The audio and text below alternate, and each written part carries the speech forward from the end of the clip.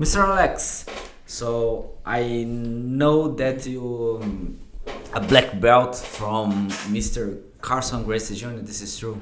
Yeah, so I got my black belt from Junior, together with Francisco Maia and Fletcher from Amsterdam.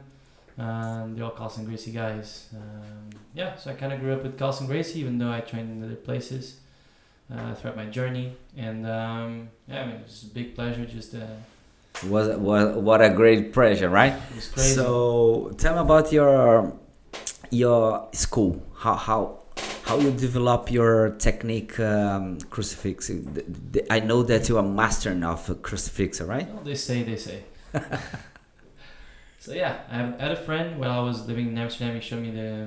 I was always good at arm locks, so I was always going for arm locks. And in Amsterdam, I had this friend of mine, Timon Homperts, that he showed me the crucifix one time, and I kind of did it, but I didn't really think about it too much. But when I came back to Portugal, I had my school, and I was always training with my students, lower level students, and I was always attacking, relaxed, flowing, having fun. And I started doing crucifix, and I was like, maybe there's something here. And yeah, I just started doing it more and more, and then I started figuring out new ways to do it.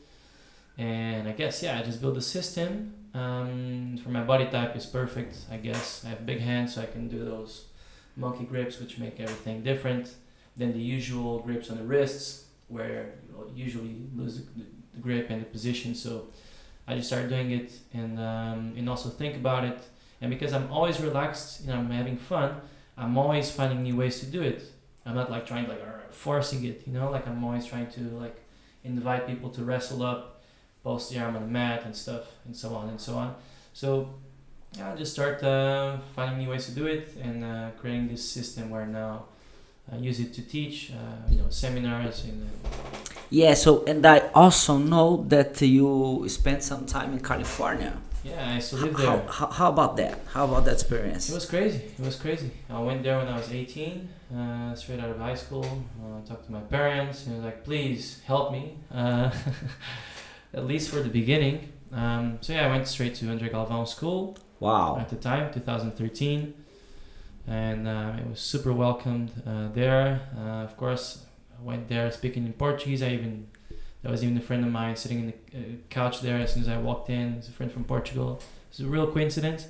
And Galvão just welcomed me as I was his son or something. It was amazing. He's such a nice guy, such an example, Yes, and I believe that to put the easy guys to train with you, that's true. It was crazy. Yeah. Light training. Light training. Light sparring. It was incredible. And then after Galvão, came back to Portugal. 3 months, I came back to Portugal, and then I went back to California again. But this time, the second time I went, I actually need to make some money, so I was not relying on my parents all the time. So this first time I was there, I met this friend mine in Atos, Neil Penaflor. He's like a blue belt, and then I had an idea of starting this acai food truck. So the second time I went there, I already had this business kind of set up, and then you become an investor of acai. Yeah, I just started. I felt like there was just a few brands out there, and like Sambazon, they're very big, but it was not that good. So I was like, maybe because one time we tried this one on our way to the beach from these Brazilian guys that just came to California. They were buying the pulp from Brazil, and they were transforming it in this. And you have the inside right now. I was like, man, we have to sell this acai with our brand. So we created a brand. We were selling their acai because it was not known at the time too much. It was called Jungleberry, our brand. You can still check it out on Instagram. It's like where came the idea from the brand? I had the idea of starting the business, and we were trying to think about names. So the name was Jungleberry, but so it was the mother brand company, and under Jungleberry we were selling it as BJJ bowls. So it was mostly known for BJJ bowls. Okay. BJJ bowls. And the second time I went to the States, I went straight to 10 Planet. So I used to train with Eddie Bravo. Oh, I know that the training is very different there, right? It's very different. It's rubber guard, emphasis, and flexibility. I'm not that flexible on my legs, so I'm kind of struggling. Oh, you don't consider yourself a flexible guy? I'm agile, but I'm not those kind of guys that like brings the leg behind the head or something. And you have to build this. You have to like exercise every week to get there. And yeah, just from there, I also. So I imagine that you went there and 10 planets with a gi, right? And Yeah, I was mostly a gi guy, and I was even preparing for Worlds, California, with the gi. And what the guys told to yeah, the man, one day I showed up because I asked Eddie, hey, Eddie, can I just do some drills because I'm competing soon in Worlds? He's like, oh, sure, man. Come on, Alex. And yeah, so next day I come with the kimono, and everybody just started looking at me when I walked in at the door. I was like, bro, are you wearing a pajama or something? And I was like, shit. Come on, man. And talking about So that, like, it was really nice. It was funny, but nice. it was amazing jiu-jitsu, though. And talking about that, the gi world. What do you think about the people like to today? The no gi have more places, more competitions, more people start to training with no gi. So what do you have to say about it? I think it's because of MMA, because you know, gi jiu-jitsu has always been the more traditional. I come from gi, even though I also did a lot of wrestling because of my father. That's why I started doing grappling since I was born, basically.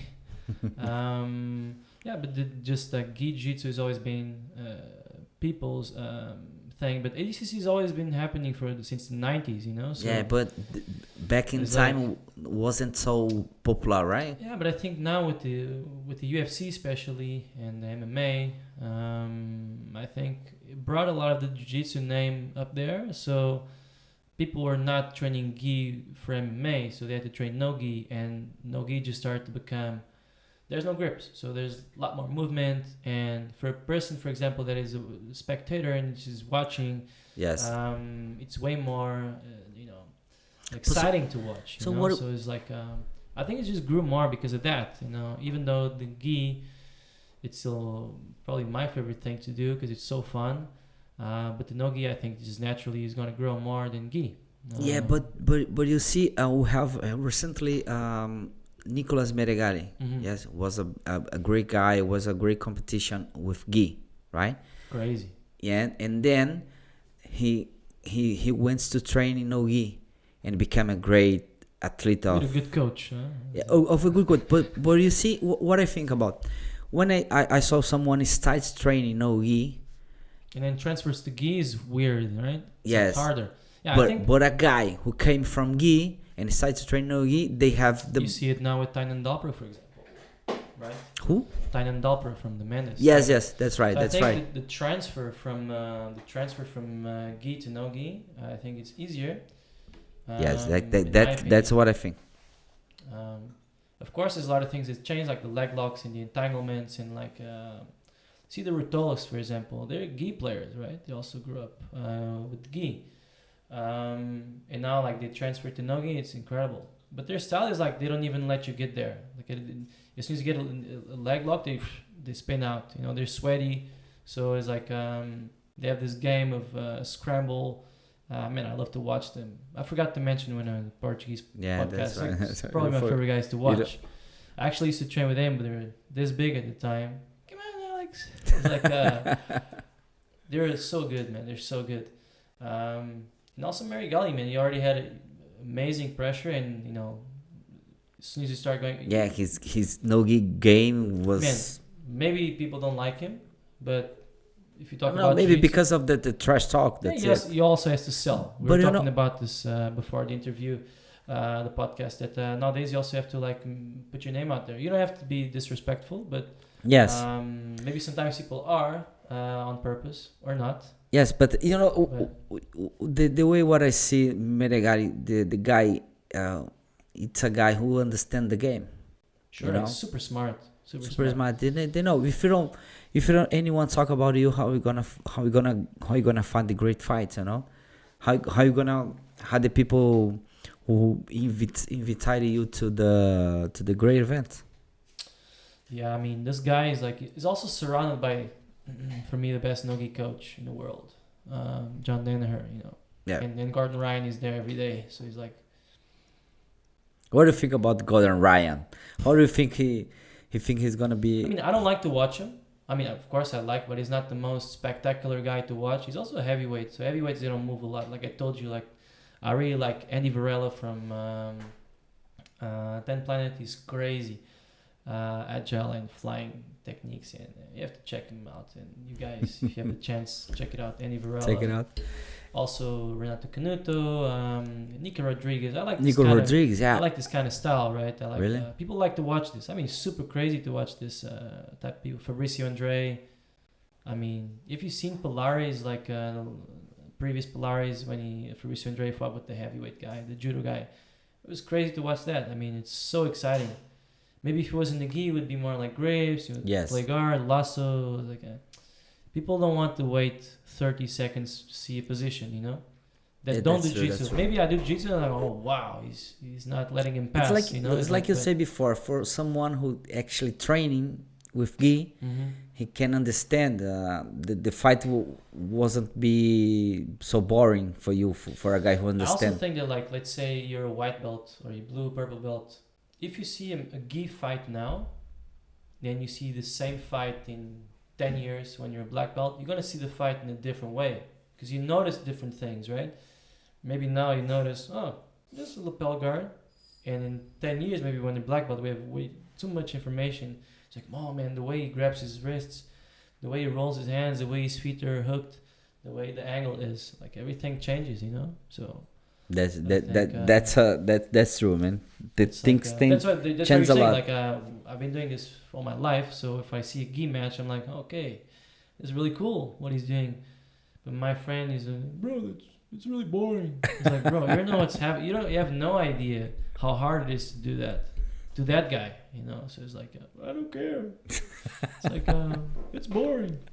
It's like, but no gi is crazy. Yes, that's true. And when I know you told me before, right? You're gonna maybe in the future you're gonna make some videos Yes. with some techniques about the crucifix, right? Yes, I will. So how it's gonna be in with gi, no gi, Both. both, Mm-hmm. and you pretend that you no sorry pretend. I can pretend. You can't pretend. No. So how it's gonna be? You're gonna make your own website, or you're gonna I sell? haven't decided to- this yet because I still have to decide which platform I'm gonna use. Even though there's so much stuff I want to show you guys, but yeah, this time I actually need to make something out of it because I've never done it before. Just seminars. Everything is free on my Instagram, and YouTube channel. So if you want to check it out, it's Alex Bird Jiu Jitsu. For now. Both Instagram and YouTube channel, so you can check it out. There's so much stuff there still, but it's not a full course. So I'll have the mic, I'll have everything, really good filmed. I'm gonna film this summer, so that's a promise that I will make right now. So it'll probably be out late summer. And for you guys, for those who watching this video, you're gonna receive a special price, right? Discount. With the code Discount. Mundo Grappling code, right? Yes.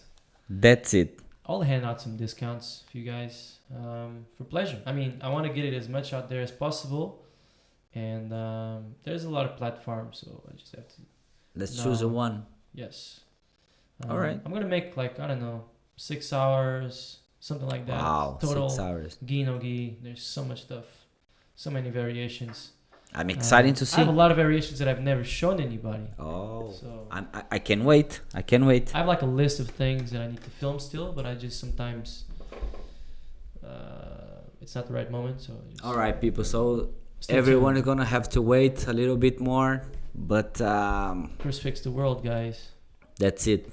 Yes, All right, my friend. Thank you for your time. amazing. I hope you enjoyed our moment together, and I hope to Super see you cool. soon. Yes, for sure. Não, não. Não,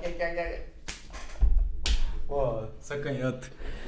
Pô, é isso aí. Pô, inglês. Tô com o inglês enferrujado pra caçamba.